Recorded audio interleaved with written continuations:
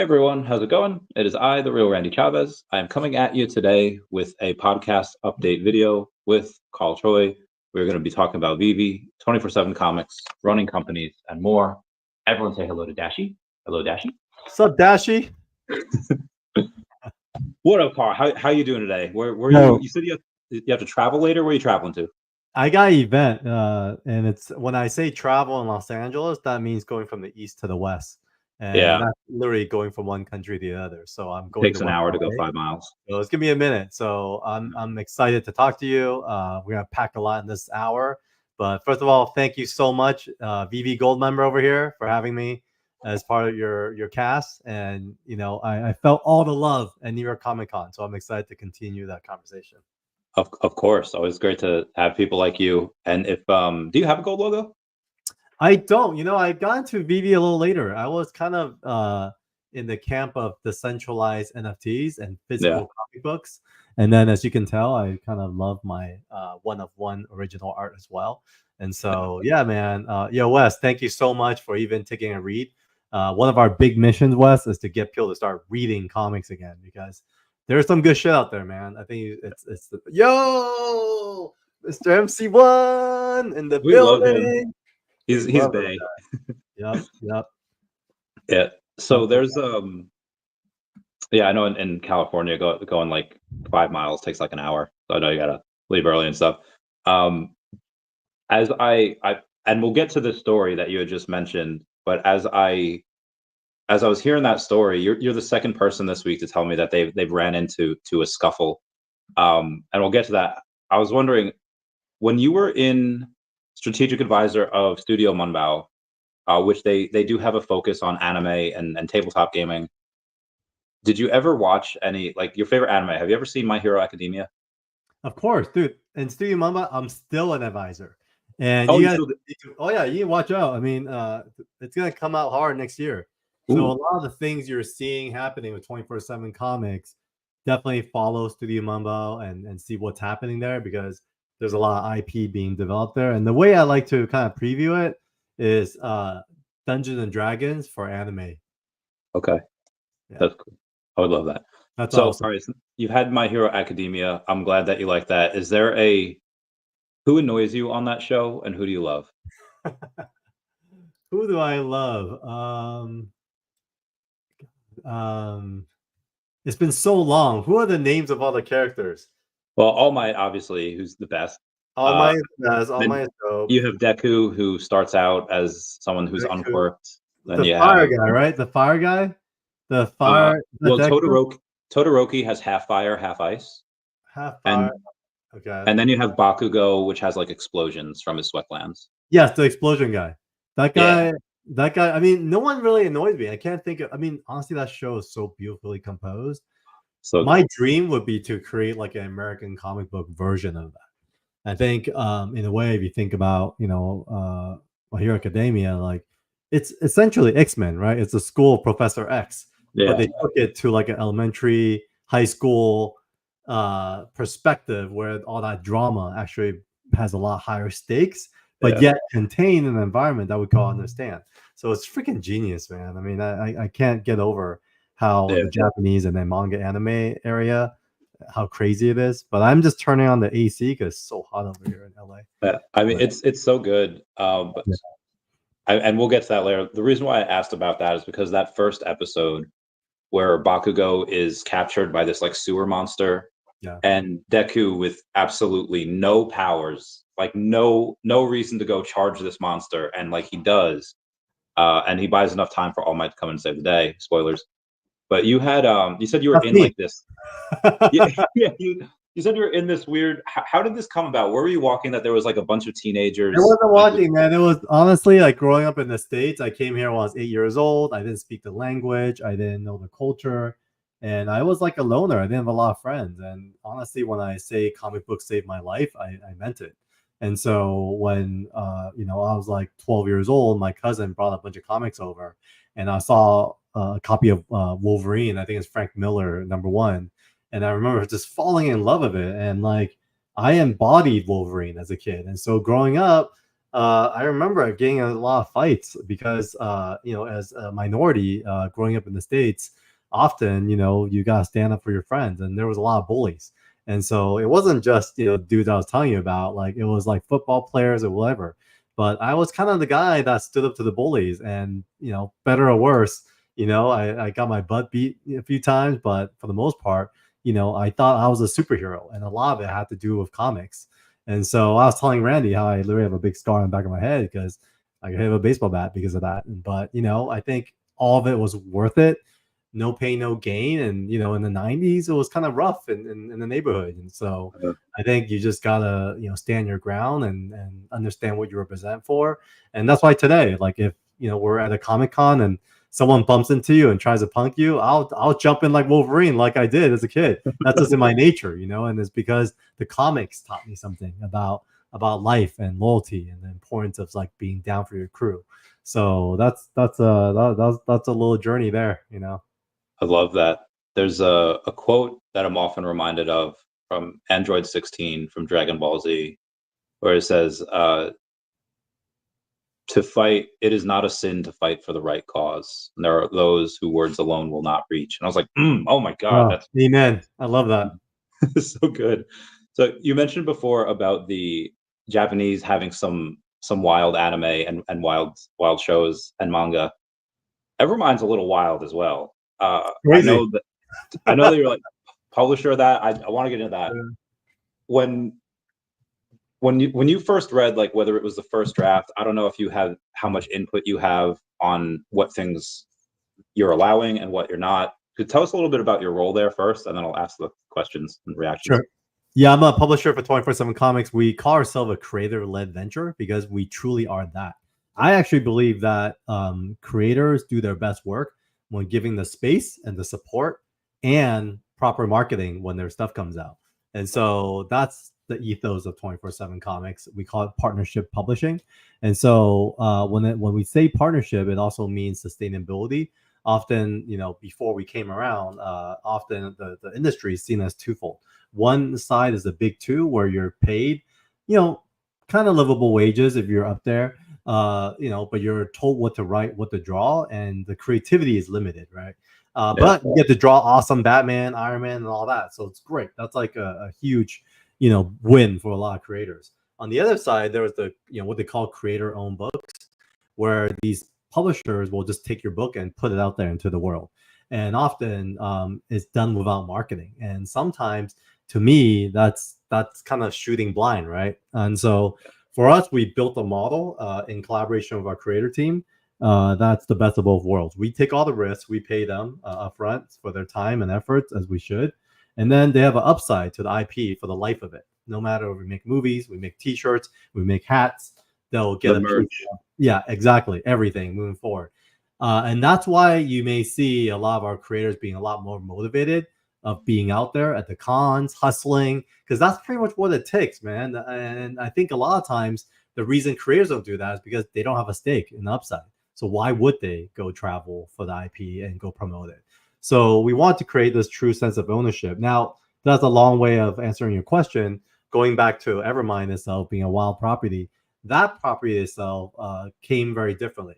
So about 20 years ago, I'll try to tell it as Sean tells it. But Sean Chen, who obviously you guys all know, was on Iron Man for 2-3 years, very prolific run. It was when Marvel was like pretty much like almost a bankruptcy. They had to license their characters to Image, and then Marvel had just taken it back, and Sean Chen was chosen as the main artist for that, as that major launch. So that was a big launch. And then after that, because he does such a good job, he did Wolverine for 2 years. So, Sean's no joke, man. This guy killed it. But during that time, he had done these different commissions, drawings, different ideas. And one of them was a picture of Brittany and Bobo, who are the main characters of Evermind. And basically what happened was it was in his portfolio, and a guy came over and said, and was flipping through his portfolio. He stopped and he was like, "Hey, what's that?" And I guess Sean was like, "Oh, no, it's just a drawing." And the guy's like, "There's no story?" And then Sean's like, no story. And the guy just closed his portfolio and walked off. And then Sean's friend, who was next to him, said, "Dude, do you know who that guy is?" And Sean's like, "No." He's like, "That guy's like a big time Hollywood producer. he was probably asking, interested in what the story was. So like, yeah, I guess it always bugged Sean for like the last 20 years that he never said anything, right? Yeah. And so, fast forward about 3 years ago, Sean posted the same image on Instagram, and lo and behold, I like saw it on Instagram, and I literally texted him right away and said, "Hey, what's going on there? What's the story?" And then he started making some stuff up, and we started chatting, and then he was like, "Honestly, there's not much of a story, but if there was, what do you think?" And then the development process was quite collaborative. In fact, him and I and Daniel Wu actually started meeting on a weekly basis to really figure out what the story would look and feel like. So I would say like the story itself, the world building was a very collaborative process, while Sean himself did a lot of the writing and the heavy lifting with the art. So that's pretty much the process of Evermind. It was a world that I think for us who are fans of Web3 technology and can understand where this thing can go, really did inspire Evermind and its story at its core in a big way. Yeah, there's a lot of similarities between their world and our world, especially like Neuralink. I guess was Neuralink based off Elon Musk's Neuralink? It wasn't actually. Neuralink came after. Yeah, which is hilarious. I mean, if you think about it, we've been writing this for like 4 years, right? 3.5, 4 years. Oh yeah, I guess early on it was already Neuralink. So maybe it was in parallel. It's funny when it comes to creativity. One thing I always say is creativity comes from above, and we all hear things at the same time because we're just inspired by very similar things with social media, how fast things move. The only difference is who's going to execute on it. And so I think time-wise, Elon moves very quickly. He has a lot of resources, and it just happens that we came out around the same time. So, it's fine. I think ours is spelled Neuralink, or hit. I don't know which one. It's spelled Neuro, I guess. No, yeah. One's Neura, one's Neuro. So there's a for those of you that don't know, it's in the first book, so I feel like I'm not spoiling much here. Neuralink helps you have experiences in the Evermind world. And there's in one panel you see this little girl at a theme park, and she wants the experience of being a princess. And and that's cool. That's what any little girl would want. And then in another panel, there's a stripper that is going into, I guess in this world, I'm assuming a lot of things here, but they have these robots that work in strip clubs, and they are slowly, I guess, phasing out real strippers. And there's this, but nobody really wants. They still want to have that human experience. Yeah. So it is the stripper's job to put on the Neuralink and to have the experience of being a stripper without really having to use her body because it's a robot's body. But unfortunately, some signals get crossed, and the stripper is now a princess. Like, what the heck am I doing with a tiara and this wand? And this poor little girl is in this robot body with this like guy who's in a strip club, not knowing anybody, and just, oh my god, not just a guy, it's her dad. Oh, that's her. Oh my god, yeah. So I had to stand up because I had to be like, what is going on here? And I did not recognize that was her dad. I just thought like that makes it like so much worse. It's worse. So there's so much story in the world of Evermind. You guys read the next 6 issues of Evermind. It's gonna feel like you read like a novel series because we had to condense so much. And if you reread the pages, there's so much little tidbits that you'll catch. That's gonna make this super amazing. But for those who kind of just heard Randy's kind of like overview, the context of it all is because this world-renowned scientist Lucas Zhang, he's a genius, but he's not a businessman. So he had to get money out somewhere, right, to like fund his research. And his research was to be able to use Neuralink to, what's up, the cat, to transfer human consciousness into androids. That's the eventual goal. But in the meantime, what he's able to do is allow individuals to basically connect with cyborgs and like operate them. But then the 2 worlds that he operates in is a license to the theme park industry, because often people want to play these other roles. And then the other side is like the military, which you kind of start seeing a sense of going into issue 2 and 3. And but yeah, the way the theme park is set up is there's Bobo World, which is like, reminiscent of what Disneyland would be like. But there used to be a place called Pleasure Island. I'm not sure if you're familiar with Disneyland, but they actually built this island for adults in Florida called Pleasure Island, and it was going to be adult entertainment. But it obviously is shut down. It didn't really work for the Disney brand. So the difference with Bubble World is there is this underground world called Underworld. And Underworld is basically where when you put your kids to sleep, all the adults go down to play.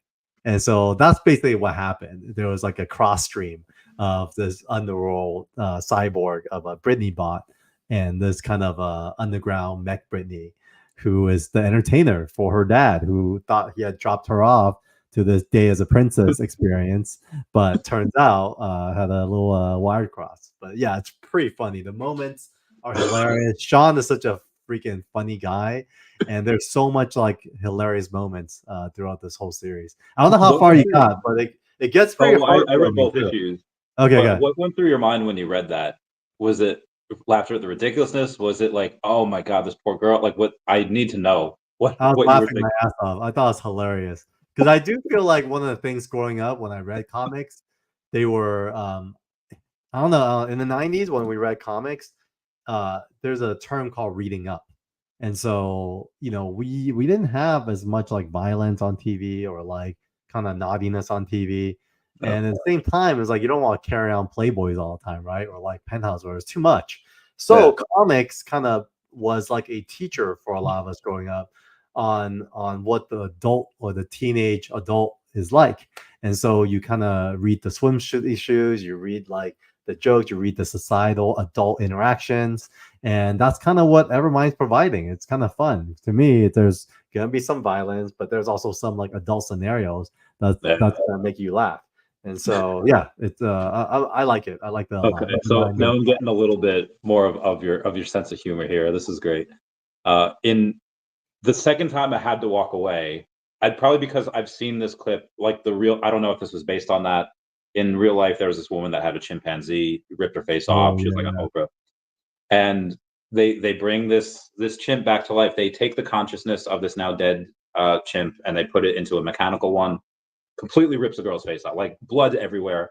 And I was like, oh my, like I'm saying, oh, this poor girl in like every comic. Is that like a continued trope? Is that like a thing in every comic? Like some poor girl just gets traumatized? Not really. In the context of this, though, yes, because if you think about the core of this story, it's a father and daughter story. Like, I don't know if you got to number 3 yet. I don't want to spoil it for you guys. No, 3's not on VeVe yet. So not VeVe, yeah. So we for Kickstarter backers, 3 is already out, but 3 is gonna knock you out, man. 3 is going to like, it's all this stuff is gonna make sense because there's this tension between him and his daughter. Because the truth is, he's a genius. Like we look at him, he's like, he's like Elon Musk, right? But his daughter fucking hates him, dude. His daughter like doesn't want anything to do with him. In fact, his daughter is trying. Sorry, I cussed. I don't know what your language. Oh yeah, no, go crazy, go crazy, girl. Yeah, but his daughter like despises him and like is doing everything she can in her power to disrupt his vision, right? And so there's gonna be a pretty like big moment in issue 3 where everything that happened in 1 and 2 it's gonna make sense for sure. Okay, I mean I follow the story so far, and I like that. I did a video maybe like a week or so ago after I'd read both of them because I binged them like in one afternoon. I was after Comic-Con, and I was like, I got like not emotional about it. I got like about some of the characters and why they do that, and I was like, okay, this is probably a really good comic because if it wasn't good or I didn't care, 1, I wouldn't be talking about it. 2, I wouldn't get so like rageful at some of the things that happen, but that mirrors real life, where that old saying, if you're young and you're not a liberal, you don't have a heart, but then if you're old and you're conservative, you don't have a brain. It's like I wish this father and daughter could like see that they both want what's best for like the world and to help, but they just have different ideas of how to do it. It is. I'm glad you're reading into that. I think it's definitely like a modern day like mirrors what we're going through right now. Because if you think about like the world of Neuralink, it's kind of similar as like a lot of us in Web3, we have a PFP, right? We have another identity, we have another name that we adapt to, and we're playing this role when we're online, right? Some of us are just exactly the same as who we are, but some of us want to play this role, right? For one reason or another. And so I think, in what happens with Evermind, that possibility is now painted into this world. But dude, Hey, Randy, I know we're also streaming on our channel. So could you share a little bit? I mean, this is our first time meeting too, man. Like, what's your story, dude? Like, how'd you get to 221 episodes, man? Okay, so it started in the pandemic where I guess started a little bit before that. I love Pokemon, and that's like my thing. So in 2018, I was in the hospital. I had a appendix thing, and it had to like come out. And I was like, I knew like that's a super safe surgery. They do that every day, but just I don't know how I was gonna react to anesthesia. So like if I like make it through this, I'm gonna buy all of the first edition Pokemon cards that I wanted, PSA 10, like big fan. So I go that was Donkey Kong. That wasn't Boba, by the way. But maybe I can get one. We'll Could see. be Bobo, actually. Yeah. The secret rare on your arm already. I was like, wow, that was fast. So I start collecting, and in like 3 weeks before the pandemic, I take like 40 grand and I make a second business. I had one in high risk lending, but I wanted to go and buy and sell, Pokemon cards. And the pandemic happens, like, oh no. I didn't know how it was going to react. And there was this thing called E4, and E4 is a website where people that collect Pokemon cards, it's like their version of Reddit.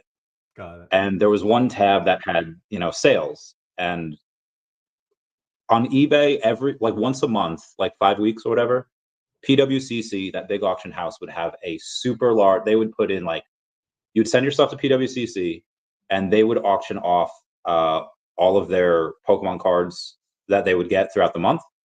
And I would be the only one like in this sale. So like, dude, Caterpie just sold for $100. What is going on? And I was like, all right, I'm just talking to myself here. So I made a YouTube channel and I started talking about Pokemon sales data and the different trends that were happening and like, what is going on here? And then it's like, I want to talk to other people, not just me. So I started interviewing a few friends. Like they had to have something with like they were veterinarians or doctors or, whatever. And then I got into Earth 2, which in Earth 2, I keep forgetting to collect my ether. That's my bad. So people keep rating me like motherfucker. Anyway, and then I get into Web3 and I get into VeVe and Omi, and then I started covering that. And then I just started getting more people, and you were gracious enough to come on, thanks to the turtle there, Turtle Golf, Guido. Thanks, bro. Appreciate it. Dope. And, so you went from Pokemon to VeVe. Kind of evolved. So there you used there to was engage in the Pokemon world or no? What up, VeVe? Are you still engaged in the Pokemon community, or you're like all in on VeVe now? I do. So my big claim to fame in Pokemon was I was the third person to ever get a full set of first edition PSA 10 Gym Challenge set. It's 132 cards in that set. Third person to ever do it.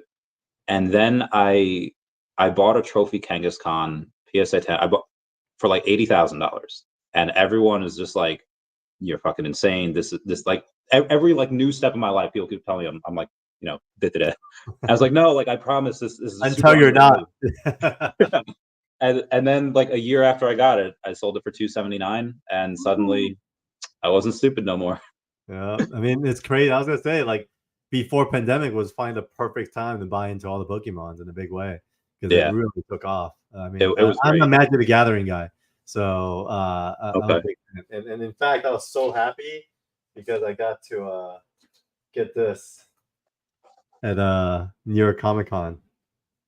It's the Doctor Strange Marvel Counterspell. Oh, I was gonna ask you about that. How do you feel about the Magic the Gathering Marvel cards? Dude, I'm so excited. I mean, we were kind of like you. In 2018, I owned an agency. We did experiential. What's up, sleeping? And we were basically producing large scale events for all the major movie studios. And we started expanding our clientele, and Wizards of the Coast became a client. So we produced a huge like event for Dungeons and Dragons at Lucca convention in Italy, and then we had all these plans with them. But anyways, because of that, we were playing Magic, and I got very lucky because it turns out 4 of my neighbors also play Magic. So during pandemic, we were just playing Magic every day when we could, right? And then to the point where we opened up at LCS in Colorado with my neighbor's cousin. And so I love Magic. So we were stocking up. I mean, kind of similar as you. We're doing a lot of sales, like in bulk, whatever. Then in 2021, things got busy again for me, and so I had a ton of like sealed. So I still have a very active TCG store, but playing wise, I haven't really built a lot of new decks because I just can't keep up. Because there's like it takes a lot of time to build decks, right? Yeah. But this whole Marvel thing, it's just like boom, like I'm back into like deck building mode. Like I'm definitely gonna have a Captain America.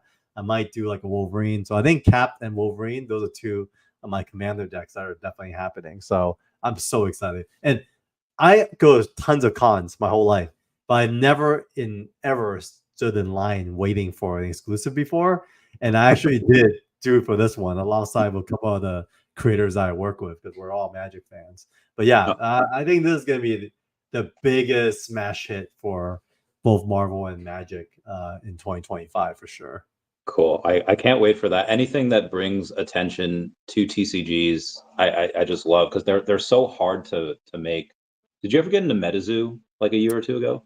I didn't. I think for me it was just hard because I was so deep in Magic. And I know my business partners, they got into One Piece pretty deep, but MetaZoo I never really got into it. There's a guy named Rudy. Have you seen Alpha Investments? He's really big on like Pokemon cards and MetaZoo cards. Yeah, he's a big promoter of it, but his YouTube channel, it's probably one of the biggest TCG channels on YouTube. So it's very hard to make that, and I just saw there was so much hype for it, and there wasn't a ton of fundamentals there. I was like, oh, so I never got into it, and I tried to tell some my friends like, hey, these are really high sales, and we don't know how many of these are going to be made.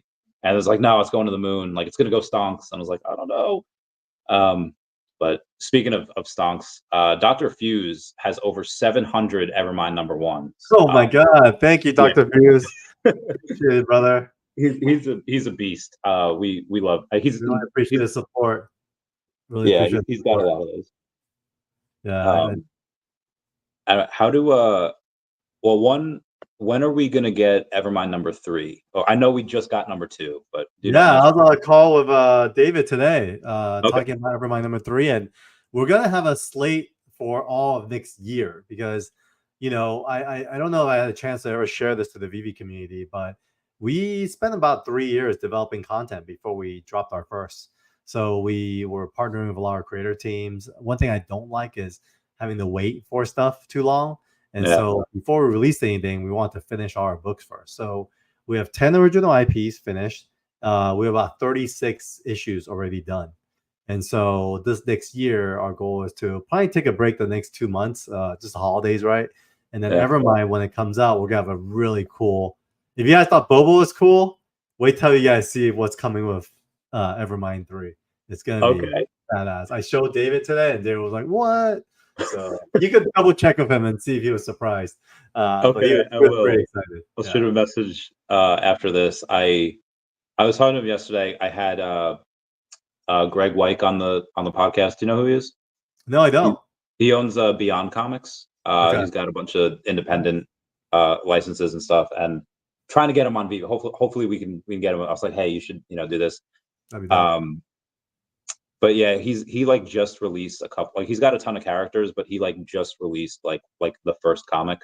So it might take him a while. Unlike you, that has. How long do you have content for? Like, how long could you? Oh, we could go. I mean, if we want to release a book a month, we could go for another 2 to 3 years. Oh wow! But we're definitely do that. So one of the things that our creators came to us and why we want to redefine the model of how to release comics is a lot of creators just feel really bad because like when they work on their own books, they're often thank you, man. When they work on their own books, they feel like publishers often just throw on the racks with no marketing. And it breaks their heart because like these guys give up 6-9 months, a year of their own time and effort and blood, sweat, and tears, and they pour their hearts out into these pages, and then it just gets dumped into the shops, and it's almost like a shotgun approach. So for us, we want to make sure we're giving each IP substantial attention, and to make sure we're very strategic about getting the word out and like really building up each of the IP at every level. So you'll see our release schedule may be a little slower, but we have a few interesting plans next year that I think should get us on a more regular cadence. Okay, that'd be great. Yeah. So there's a spot. I don't know if this is it. Dr. Fuse is a super cringe one. Never mind That's too. probably what we were talking about earlier. I messaged him about it after I found out. Like Mr. MC1 told me that he had over 700. I was like, no heckin' way. And I was like, I messaged him about like, did you read it? Because some people collect things and they like don't read it. Yeah. And I was like, I don't understand that. But so we were chatting. We were like nerding out for it over a bit. It was nuts. But in the second one, they go over what's called the Forever Pets program. Yeah. And it's similar to what we have what's called dead bots for humans. Was there any correlation No, I with think that? the Forever Pets program was similar to that. Without spoiling it, that stage presentation, that was kind of what that was going to become. So, like, if your Yeah. pet is facing mortality, you're able to use Neuralink to bring it, Yeah. transfer its consciousness into a Android version of it. And Have you so, heard of dead bots? no, I haven't actually. So I don't know why they call it dead bots. It's like the worst name ever. Yeah, But that one feels grim, right? Doesn't feel should be like Lifebox. yeah, right. That'd be so much better. Yeah. What you're supposed to do is you're supposed to take any and all photos, any and all media, any if they're like a podcast or a YouTuber or blogger, you upload it to this almost like a cloud or whatever. And then the facial expression, like they give you as perfect of a being that they can. And Wow. it's like you're talking to this person, like they respond like this person. It's like they have AI to say, respond as if you were this person. And apparently it works pretty well. Wow, that's cool. Did you play with Bobo at all on our website? I have not. Wait, on the website you couldn't like Yeah, you interact could with go them? on our website and you could play with Bobo on 247comics.com. Oh, oh, I And did not know you could you do just that. gotta activate your mic and you could talk to him and he'll tell you about Evermind, and you could ask him, he has access to the whole library, so he could answer all your questions about the book, the story, the universe. Super fun. Oh, that's so cool. Yeah. I'm salty because I missed the drop. I could just go get one on the secondary, but I missed the Bobo drop. I forget what I was doing on that day. What was that day? When did you guys do that on that Sunday? I missed it too because I was at New York Comic Con, and that day they had like the worst Wi-Fi. It was horrible. Like, Yeah. you couldn't connect, and it was just crazy. All right. So that was on 19 October. So that it was Saturday. I think I was recovering from that from the VeVe party. Did you go to that? I went to the third Friday. I didn't go to the Saturday one. I went to I went to the Friday one. The Okay. Thursday Yeah. and Friday one. Both of Yeah. them. That was Mr. MC1's. We love him. He's the best. Yes, He's Mr. a cool dude. He was showing so much love, man. Next time, I feel like I'm gonna have a pile of stuff to give away because I feel like that's the place to like just give. Yeah. We had to take some giveaways we were supposed to give there, and we was like, hey, we have to save this for another time. Speaking of giveaways, you have one thing that you were going to do, correct? I do. I think up to you, Randy. You could choose, but we have a few things. I mean, we have Evermind #1 signed by Sean Chen and Daniel Wu. So we had a signing event here a few weeks ago in Los Angeles, and about 250 people came out. I had no idea that. And then we also have an issue 2. We have an issue 3, or we could do an artist edition. That's signing gold #1. So you could decide what you want to give away. Oh wow! They're all incredible. We'll do the edition #1. We'll do that one. We'll save the gold. I have plans for that gold one, but yeah, we'll do save the that. gold one for something else. But this is it. What's the game plan? How are we giving this away? So usually what I do is I'll tell people, hey, I'm going to ask you a question, and the first person that I see answers that, they'll win the giveaway. And for context, some people, like if Dr. Fuse and Ed Feely, if they both answer at the same time, Dr. Fuse's computer will show that he sent it first, and Ed's will show that he sent it first. Yeah. So I'll be that tiebreaker because whichever one I see, it's Jabrowski. Because of your sense of humor, I think I have one. Who said this quote? She's gone from suck to blow. Not the name of the movie. Who is the character in the movie that said the quote? Shit, why does that sound so familiar? Because it's from one of the greatest spoof movies ever, probably the God. greatest spoof. It's from Spaceballs. Oh, shit. And they're trying to suck all the air out of. I remember. It's hilarious. Yeah. How do you remember this stuff? I mean, I didn't. When we grew up, we didn't have computers, so we just exactly. Spaceballs are one of the greatest movies ever, dude. Yeah. Yeah. So, there we go. The Dr. Fuse. What's this? Diddy? Is it Diddy? So, yes, it was. It was Dark Helmet. We got it. It's gone from stuff to what's that, Diddy? Fuse. Have you gone over that Diddy stuff on TikTok? You know, I've seen some of the stuff, and then after a while, there's just so much of it, so I kind of stopped looking. But it's so discouraging just to see, people behave when, often like they say, like, great power, like Spider-Man, great power comes great responsibility. I mean, that guy has definitely been very irresponsible, and so it's unfortunate. But who knows what's gonna happen next? I mean, it's scary.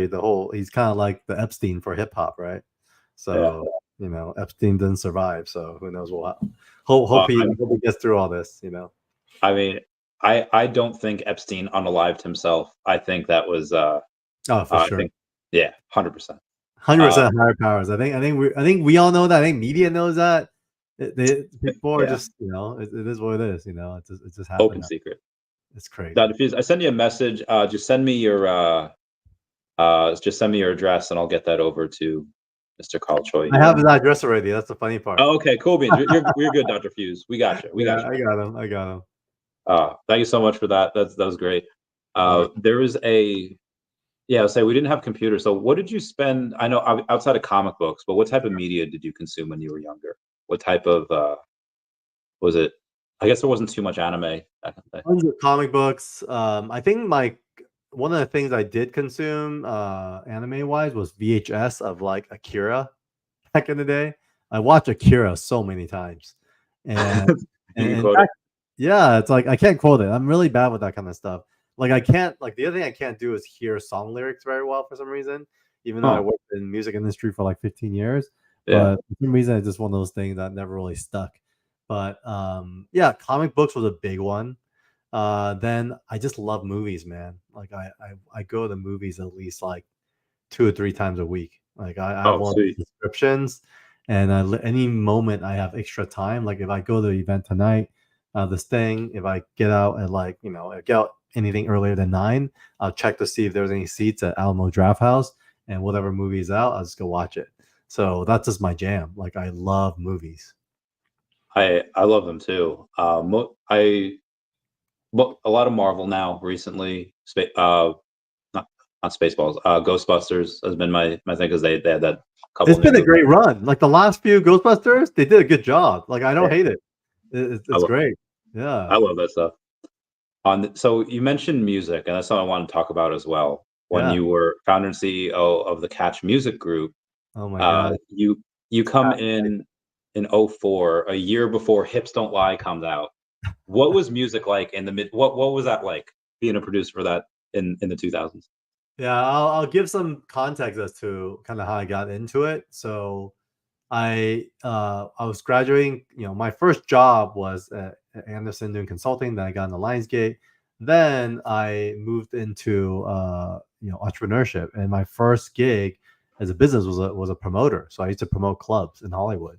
And so it really started with like one party a month, and like one every other week. Then it became a weekly thing, and I became pretty active Hollywood promoter. And so after a while, we started expanding, and we went from Los Angeles to San Francisco to New York. And next thing you know, we're promoting about 500 plus events a year. And this is in my early 20s. And when you start, promoting events at that volume, you start having all kinds of brands and folks reach out to you. And one of them was the record labels. They wanted to see how they could get their music into our clubs. And so my DJs that I worked with was a crew, and they were very entrepreneurial. And basically, we became business partners and created this record pool called DJCity.com. And that record pool was when physical vinyl was still a thing. Yeah. Label would drop us off with a ton of vinyls and would distribute them nationwide to DJs. And in a way, we're able to influence what got played in the clubs. And then next thing you know, labels would be like, "Hey, like you're playing our music, can you tour some of our artists?" Which we did. And then after a while, I started meeting folks, and one of the guys I met was this rapper named Jin. He's a Chinese rapper. He signed to Rough Riders. He's actually the first like Asian American to sign to a major label. And then I was touring him at first, and then we just became really good friends, like brothers. And I basically went on to manage him for 15 years. So that was kind of how Catch Music Group was formed. I worked with a few other artists, and very luckily also had a 6 times platinum record. And after that, that was kind of the journey. And then that also brought me into Hollywood because some of the guys I worked with was on film and TV, and all of a sudden we're kind of running around like, what was that movie called? What was that show called? Entourage. It was pretty funny. Yeah. There's a guy I managed who, he was basically like the star from China that no one knew, but he was huge in China. So we were trying to expand in Hollywood, but almost like a new actor. And then next thing you know, we had this management and friendship, and we went on an adventure together for about 3 years. And he ended up getting a show called Into the Badlands, and he is this guy named Daniel Wu that basically is now a partner at 24/7 Comics. It all came back together. Yep, Def Bunny, 106 and Park Jin. That's exactly him. That was my journey with Catch Music Group. That's awesome. There's a buddy of mine named Jem who used to run a bunch of clubs out in Columbus, Ohio, and now he's out in Arizona and West. Yeah, club promoters pull that's their job. They get all the beautiful women in, and then other women come, then men want to go, and that's awesome. Yeah. So you were in that industry for a year. I remember 2010, Waka Waka came out. I was in Miami, and I was at this like beach party, and this DJ he said like, if you have like $20, I'll play your song at some point. And then there was something else, but if you paid like $200, he'll stop whatever song that he's playing and he'll play whatever song. And by the end of the night, Waka Waka had been played like 5 times, like in the middle of that. And then the end of the night, there was this guy, he ran up to the stage, he's like, "This girl said she'll sleep with me if you play Waka Waka again." And he was a bro and he did it. And dude, the power of music, man, is crazy. And you're right. I mean, even radio, like I was so disappointed when I realized like a lot of the plays on the radio are also paid for. And it's, there's a stronghold of this like traditional radio system by the record labels. That's why you have to sign with them. Like, even if you're on your own, you pay your way up to like 25. You can never go past 25. If you want to go above 25, you have to sign a major record label to get there. And there's still no guarantee. Once you're in there, you're competing against thousands of songs to try for that 25 spot. So we count our blessings, man. We got really blessed. But yeah, back then we were signed to Rough Riders, and so everywhere we toured, we had a bunch of bikes show up at the airport, pick us up to the shows. But it was honestly like a big blur in my 20s, to be honest. I mean, music wise, it was like the kind of almost like the 90s gangster rap was like the big 90s comic book hype. yeah. This was like at the end of it was like a transitional period where I think it was moving from kind of gangster to more like pop rap. And so you start seeing a lot of flavors coming into the mix from San Francisco, from LA, from all the different worlds. So you're seeing from the South, right? You're seeing everyone kind of like identify locally with whatever, Lil Jon was a big thing, all the Bay Area rappers as well. But yeah, it was fun. But our song that really took off was called "Fly Like a G6," and it was because we're like touring. A G6. Yes, exactly. Yeah. So we were touring with LMFAO, and then some of those guys had these producers from the Bay Area that came down. It was literally like a quick collaboration, and I just remember playing Street Fighter 2 because they had a machine at their studio, and that's all I was doing. And the guys were all having a really good time, and then that song we uploaded on YouTube and it totally took off. And so between that going viral on YouTube and the label Interscope getting behind it is really how it became a 6 times platinum record. And so, yeah, we got very lucky. And at that time, it was also big transitional because Swaggle who is, one of our stakeholders on the team, is basically, was a music video director. And we actually go way back to that. And that's so cool. Yeah, he directed all the LMFAO music videos. And so we were. I did not know that. Yeah. So he has a great record in that. You should have him on the show for sure. I should. I think Comics and Crypto is interviewing him tomorrow. Yeah, they are. Yeah. Yeah. So I should. I got to watch that. Make sure I don't ask the same questions. Yeah. So you mentioned like industry and having to pay certain things.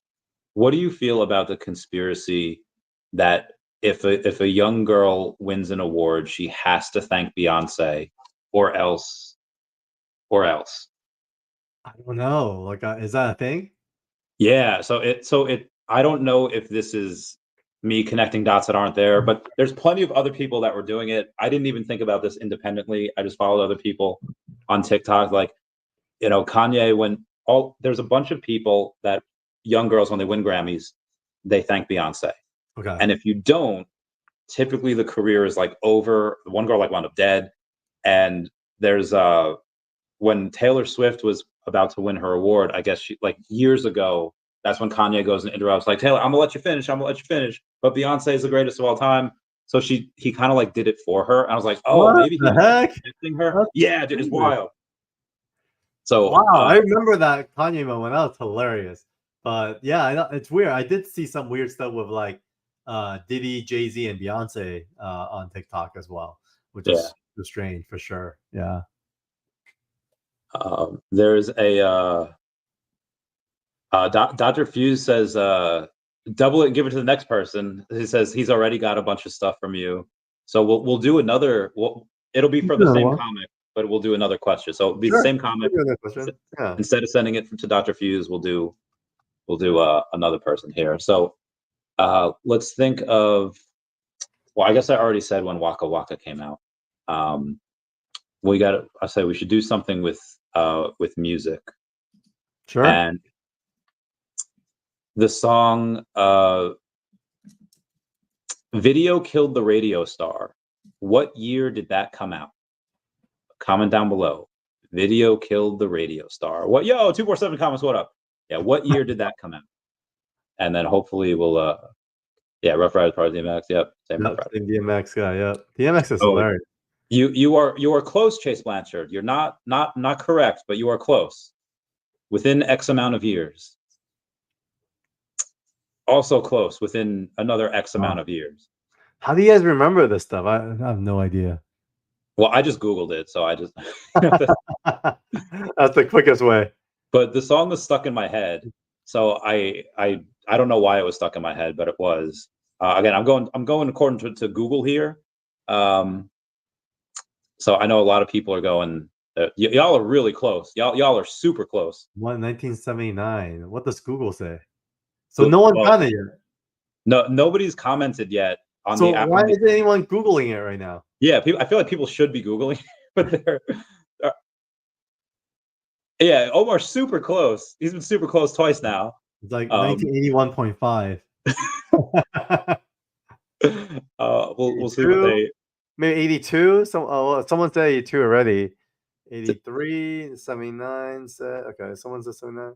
Well, if 79 and 81 were both super close, there we go. Wubba Wubba, 1980. There you go. 80. Got it. So, but again, that's what Google has. Where we at here? Yeah, there we go. Okay. So Wubba Wubba, go and DM me and send me your address, and we'll go get that bread. Yep, we got you. We got you, Wubba Wubba. We'll do a let's. I know you have to go. I want to talk off camera for a bit. Let's kind of end it here. But do you have anything you want to go over before we? No, man. We said we're gonna do a part 2, right? That's Next true. time we're gonna just block out. Let's find a part 2. Let's put it on the calendar and let's do it again. All right, let's get this bread, guys. Everyone, thank you for joining. Everyone, say bye bye to Dashi. Bye bye, Dashi. All right, I love you all, and Carl. See you in 1 second. There we go.